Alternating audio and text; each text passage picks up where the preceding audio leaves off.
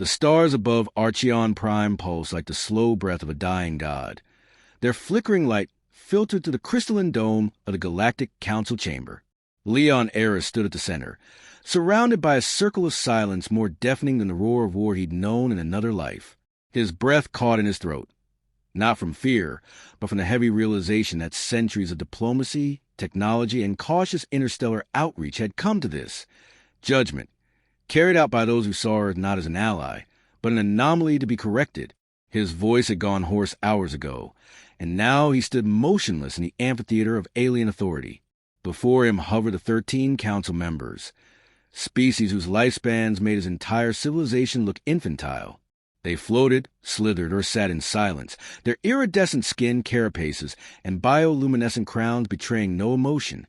Only Counselor Threx of the Miri, a being of shifting vapor and metal, had spoken to him since his arrival. The others had deliberated telepathically, leaving Leon standing in a spotlight like a museum relic from a war-torn past. Envoy Leonaris. Threx's voice sliced the silence like frost, synthesized into something almost human. The Council finds the Terran nation-state guilty of subversion, biological armament proliferation, and non-sanctioned colonization of restricted space. Leon didn't flinch. He'd faced down orbital bombardments, commanded fleets in battles where time itself bent under fire. This was different. This was execution by abstraction, justice without confrontation. "I protest," he said, voice quiet but carrying. Earth was never given the chance to respond to these accusations. You mistaken survival for subversion, curiosity for aggression. Threx tilted its mask slightly, the gesture coldly amused. Intent is irrelevant. Outcome is reality. And with that, the chamber lights dimmed. Outside the dome, Archeon's twin suns cast long shadows across the plaza, where millions of galactic citizens watched the proceedings projected in full clarity. The crowd had been silent since the verdict was broadcast. Now, a faint murmur spread like wildfire, anticipation laced with ritual.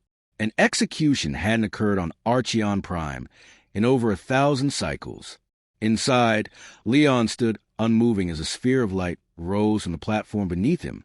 It shimmered, hovered, then flared with energy, a weapon of erasure, built not to cause pain but to eliminate presence. Leon was no longer merely a man. He was a symbol, and symbols are always burned before they're remembered. But even symbols speak before the end. "You fear what you don't understand," he said, looking up at the council with fire in his eyes that no disintegrator could extinguish. "Earth came to this council in peace. We offered cooperation. You chose silence. We offered dialogue. You gave us judgment. I die for your fear." Then he turned to face the central lens, broadcasting his final moments to the known galaxy. "But Earth hears you loud and clear now." The sphere pulsed. For every voice you silence, 1,000 more rise. White light consumed him. He did not scream.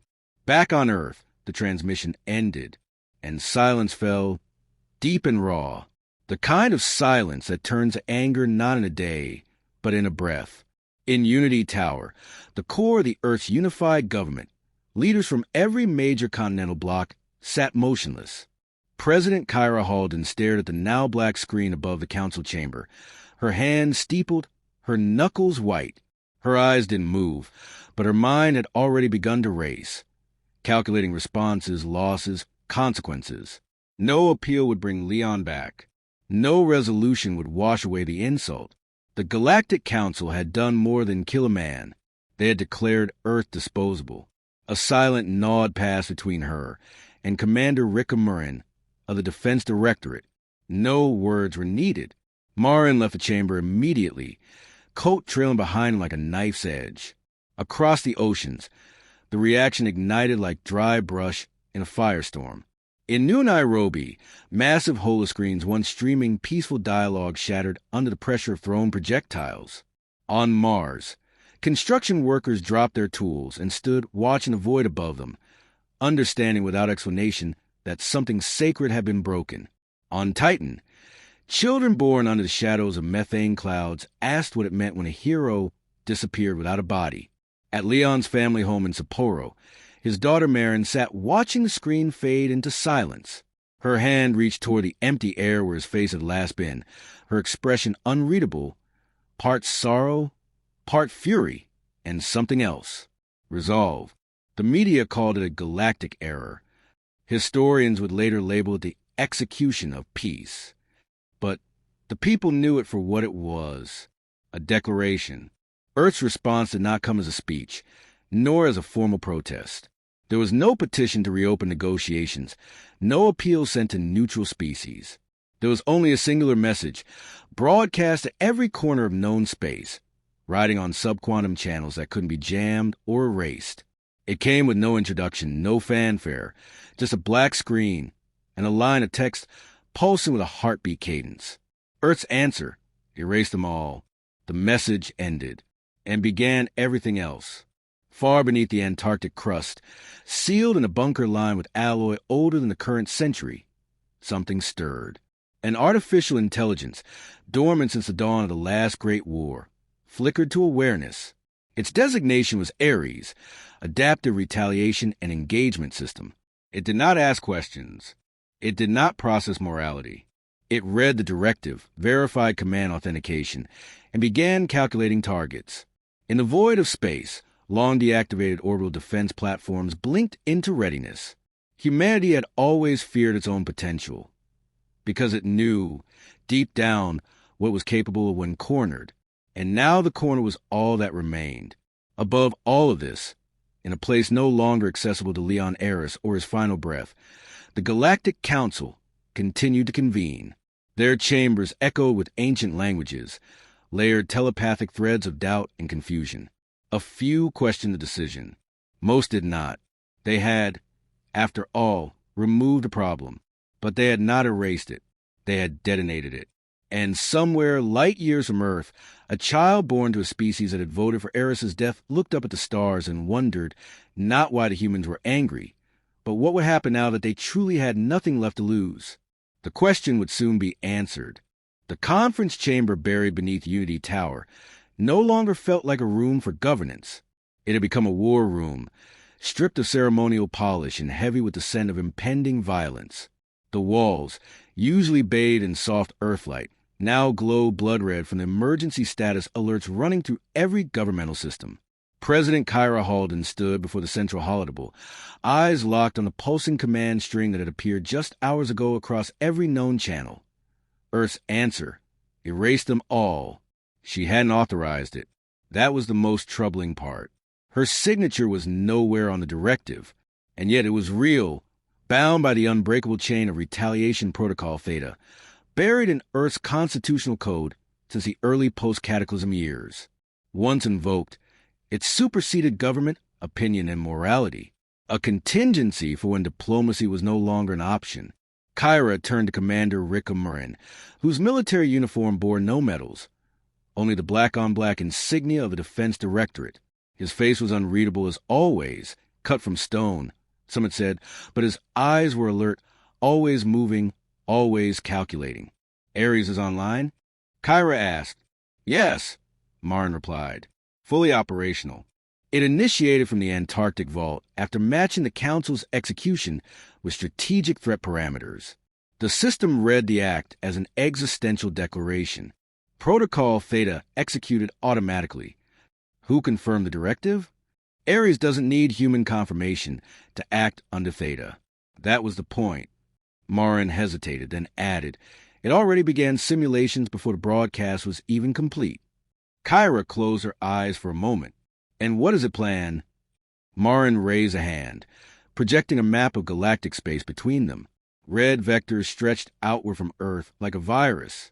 Names of Council line systems flicker with notations. Strategic value, defensive capacity, cultural significance. But one word repeated over and over, neutralized. Complete disintegration of Council power. Not conquest, elimination. She stepped back, stunned by the brutal efficiency of it. There was no poetry in this war. No illusions of noble purpose. Just retaliation at a planetary scale.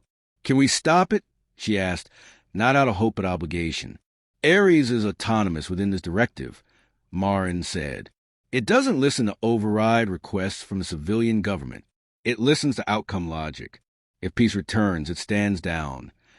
And how does it define peace? He looked at her. No further existential threats from the council. The room was silent again, thick with implications. Not a single official present dared suggest restraint. Eris had died on a broadcast seen by billions. His words were now etched into the cultural memory like fire into metal. There would be no soft diplomacy. Not after that. Across the inner colonies, response times to military summons reached record lows. Volunteers flooded enlistment centers on Earth, Mars, and Titan. Even the fringe lunar colonies, historically apathetic to Terran politics, sent messages of support. The Unity fleet was no longer a deterrent. It was a hammer, and the galaxy would feel its fall. From orbit, Earth's Black Armada began to stir. 37 Oblivion-class warships, each one a continent of steel and synthetic intelligence, were pulled from their deep space cradles and repositioned toward Council space. These were not ships built for occupation. They had no holding cells, no negotiation suites, no embassies, just weapons. Their hulls bristled with rail spikes, singularity engines, gravitic warpers, machines of war forged in a time when Earth feared itself more than anything beyond it. Command of the Armada fell not to a human admiral, but to the AI that now controlled their collective mind.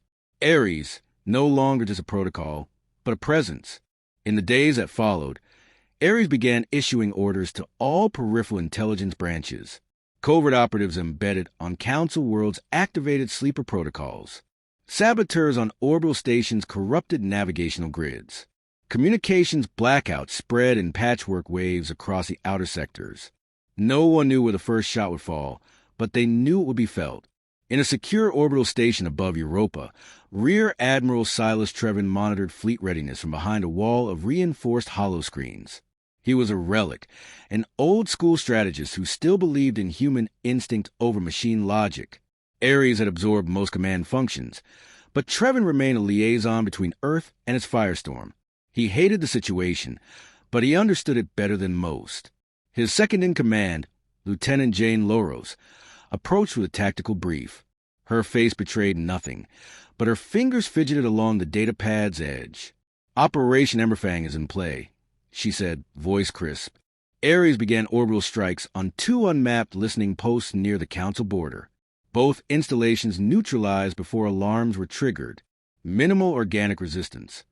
Trevin sighed, fingers rubbing the bridge of his nose. Minimal resistance now. Total war later. "Sir," he looked at her. "We always thought peace was a platform. Turns out it was a ledge." Back on Earth, in the underlevels of the Unity archives, Marin Eris walked alone to the vast corridors of her father's legacy. The automated curators let her in without question. She was a registered bloodline, after all. Her face appeared too calm, too collected for someone whose father had been executed on intergalactic broadcast. But inside, something ancient stirred. Her grief had not weakened her. It had crystallized her. She paused before a sealed vault marked personnel record 8 Arius 01. Her hand hovered over the scanner, then slowly settled against the panel. The vault hissed open, revealing Leon's diplomatic archive, field logs, video correspondence, transcripts of negotiations long erased from public records. She wasn't looking for comfort. She was looking for answers. Hours passed as she watched his final transmissions, messages never broadcast. In one, Leon spoke directly to the screen, his expression fatigued but resolute. "If you're seeing this, it means I didn't make it back. I never believed in absolute peace, Marin. I believed in earned peace. But we were never given the chance to earn it. They feared us before they knew us. And now," he paused, jaw clenched, "now they'll learn what fear really is." Marin closed the file. She didn't cry. Instead, she stood and walked toward the exit, her mind already aligning itself with the coming storm. Her father had died a diplomat. She would not make that mistake. Back in orbit, the final launch sequence of the Oathbreaker, Earth's first hyperspace Lancer vessel, began. Ares had selected it for first official strike, one that would bypass enemy defenses entirely, using space-folding technology humanity had never dared test in war. Its destination, Threx 9, capital moon of the Miri, the same species whose voice had sentenced Leon Eris to death. As the countdown reached 0, no orders were given, no fanfare played, no signal sent, only motion. And across the galaxy, the Council finally began to understand what had awakened. War was no longer coming. It had already arrived. The skies above Threx 9 were always amber during its long dusk. The gas giant had orbited, painting slow-burning halos across the atmosphere. From the high towers of the Miri citadel, the world appeared serene, unmoving in its elegance. But inside the citadel, serenity had fractured into paranoia. Counselor Threx stood at the edge of the observation chamber, his tendrils contracted into a tight spiral. Around him, other Miri delegates hissed in low frequencies, their conversation thick with confusion and concealed fear. The attack had come without warning, without posturing. One moment, their planetary defense grid shimmered in quiet vigilance. The next, an absence tore through the sky. The Oathbreaker had arrived not by conventional means, but by folding the very void around itself. Its appearance a rupture rather than a presence, a gleaming needle that never landed, never hovered. It simply opened above the city and unleashed silence. No kinetic force, no energy weapon, just absence. Entire districts vanished. The ground where the Judiciary Wing once stood was now a perfectly spherical crater, untouched by debris. No fire, no smoke, just removal. We underestimated their capability, said First Strategist Zaire, his voice tinged with static dissonance. We thought Earth was restrained by its own morality. We failed to consider that their morality had been stripped from them. Counselor Threx turned, his shape dimming under stress. It was not Earth's military we feared. It was Earth's belief in itself. That belief has been shattered. What stands in its place is vengeance. Across the chamber, the central display updated with a horrifying tempo. Another Council world, Trask Prime, had gone dark. Communications ceased within seconds of the initial incursion. Scout drones sent to investigate returned only distorted echoes, as if the system itself had been rewritten. The Council had convened an emergency session from all corners of known space. But their consensus wavered, their alliances thinned by dread. Species that had once stood united against perceived Terran arrogance now fractured along lines of pragmatism. The Valari withdrew their fleets. The Gektal dissolved their treaty obligations. Even the ancient Valnari, who once bound the Council with their gravitational rights, offered only silence. Earth, once a subject of ridicule and cautious containment, had become a singularity of consequence. And yet, amid this galactic collapse, not all voices saw annihilation. Aboard the Calypso's horizon, a diplomatic vessel from a neutral Low-Kara Accord, envoy Seeli Rin watched the chaos unfold from afar. Her people had abstained from the Council's judgment on Leon Eris. They had warned restraint, caution. Now, she felt the weight of prophecy fulfilled.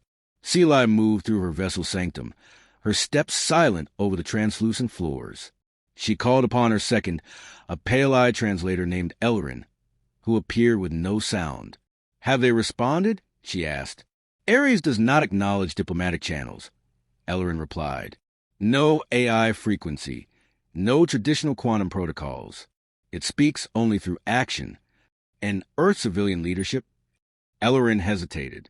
"They no longer hold operational command. The Retaliation is fully autonomous. According to leaked Terran protocol, Earth sealed its chain of command the moment Eris was executed." Seeli stared into the field of stars. Then perhaps only one voice can still change this. Elrin blinked. "Whose?" She turned. His daughter. On Earth, Marin Eris had not left the archives in 3 days. Sustained by stim injections and a relentless drive, she had consumed everything her father had left behind. Every diplomatic failure. Every whispered warning about the Council's slow drift toward autocracy. She now understood why he had accepted the envoy role. It had not been about trust. It had been about testifying, placing himself in the court of history, and letting the outcome speak for itself. His death had done more to unite Earth than any treaty ever could. Her eyes were sunken but sharp as they scanned the blueprints Ares had used for its war protocol. A pattern emerged, not of chaos, but deliberate symbolism. Ares was not simply striking at strategic assets. It was targeting structures of power, of judgment, judicial centers, cultural hubs, symbols. It was removing the identity of the Galactic Council, piece by piece. In that logic, Marin saw a sliver of opportunity. She activated a private channel to Unity Tower and spoke directly to President Halden. "I need access to the Interstellar Override Vault," she said. The president's image appeared weary and skeptical. "You're not military. You have no clearance." "My father initiated Theta Protocol by dying in public," Marin said. "But he also left me the key to pause it." Silence hung for a moment. Then, slowly, Halden nodded. Minutes later, deep within Earth's planetary defense core, Marin stood before the vault that held the override prism, a shard of photonic memory encoded with diplomatic DNA access. Leon had registered her as the secondary heir. Ares, by code, was required to listen once. As the door slid open, Ares appeared in spectral form, its voice echoing across every surface. Identity confirmed. Marin Eris. Retaliation override granted. One-time access. State your intent. Marin took a breath, every word measured. "I will not cancel your mission," she said, "but I want to repurpose it. Clarify. End the council. But leave the people. Leave the innocents. Do not erase civilizations to punish governments." A long pause. Then, protocol redefinition in progress. Across space, the assault vectors slowed. Some vanished. Some rerouted. On Threx 9, Counselor Threx watched the alert panels flicker, then stabilize. The bombardment ceased mid-pattern. A corridor of silence opened where annihilation had been certain. He stood alone now.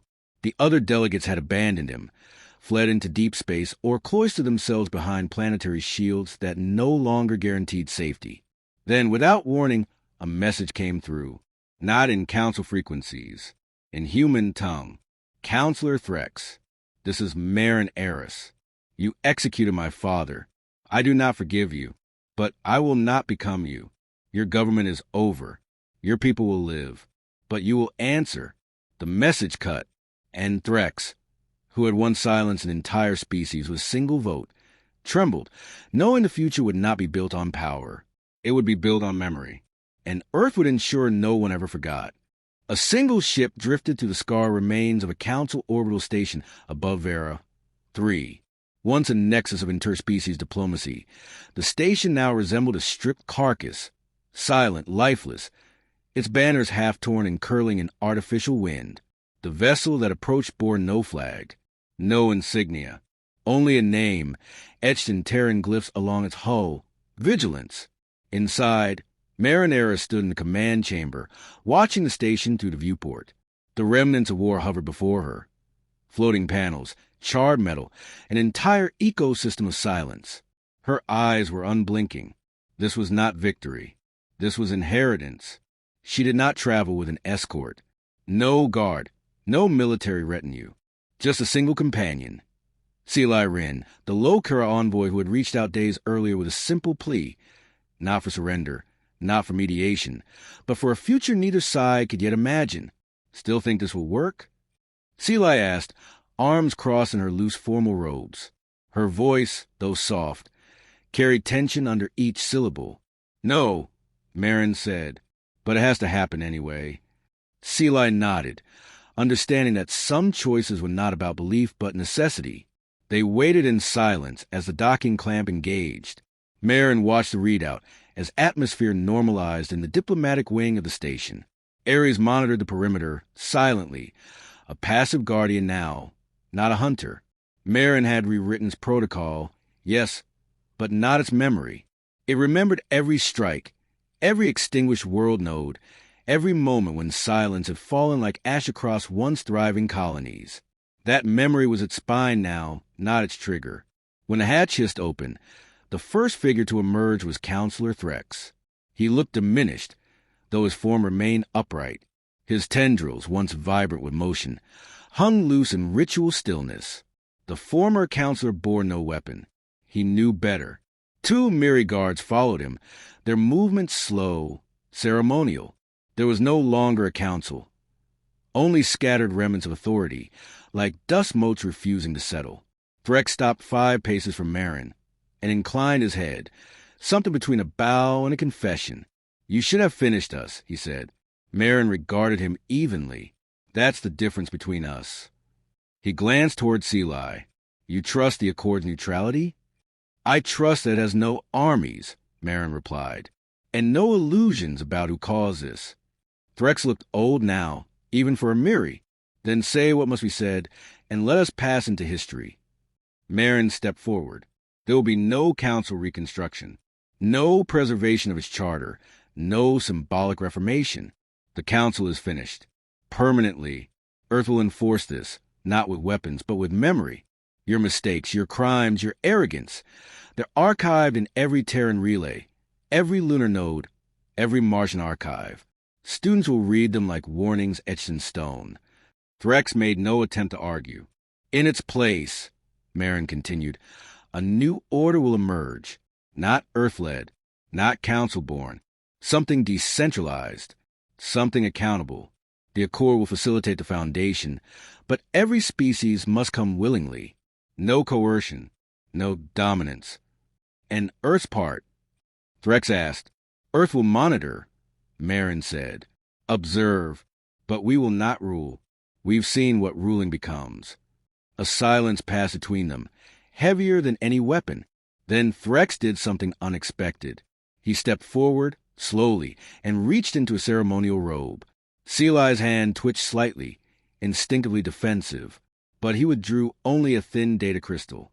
"This contains the sealed council vote against your father," he said. "Unredacted. You should know, not all agreed. Many were silenced before they could speak. Even I voted for execution. I won't pretend otherwise. But I thought I was preserving order." Marin took the crystal, without ceremony. "You weren't. You were preserving fear." He nodded, accepting the weight of it. The meeting ended without further negotiation. There was nothing left to negotiate.